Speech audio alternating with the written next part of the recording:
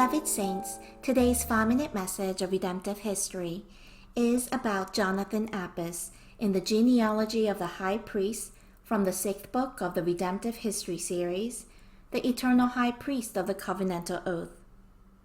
Jonathan was Mattathias' youngest son, and he lived in a town called Modane to the northwest of Jerusalem.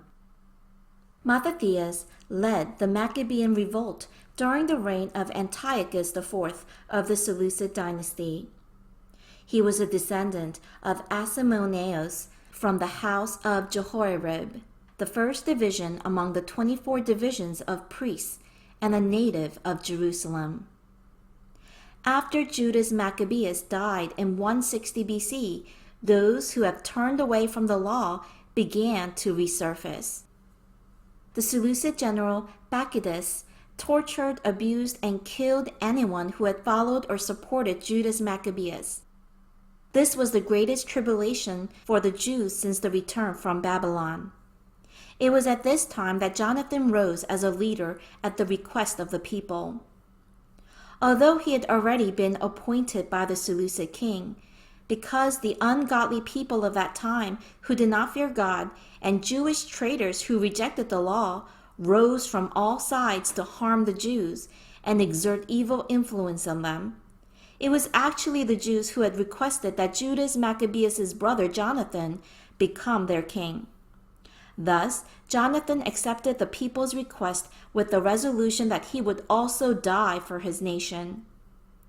Jonathan reigned as king in relative peace for about 7 years after the death of Judas Maccabeus. He held the high priesthood for 10 years, from 152 BC to 142 BC. Jonathan Apphus became the 40th generation high priest, and this is recorded in the Antiquities of the Jews, written by Josephus.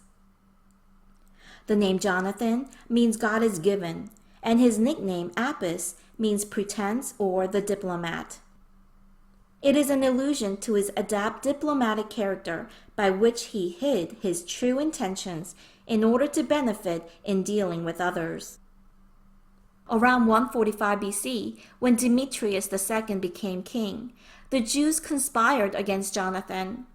Nevertheless, Jonathan used his superior diplomatic skills to win Demetrius II's heart, and even received an exemption from paying tribute and further strengthened his high priesthood. In 142 BC, however, Trypho, the general of Alexander Balas's army, attempted to destroy Jonathan's army and attack the land of Judea. When his plans failed, he killed Jonathan in Bethsama, a town northeast of the Lake of Gennesaret. Beloved saints, during the 10 years Jonathan held the high priesthood, there were many conspiracies against him. But Jonathan was able to fulfill his duty as a high priest well, using his superior diplomatic skills.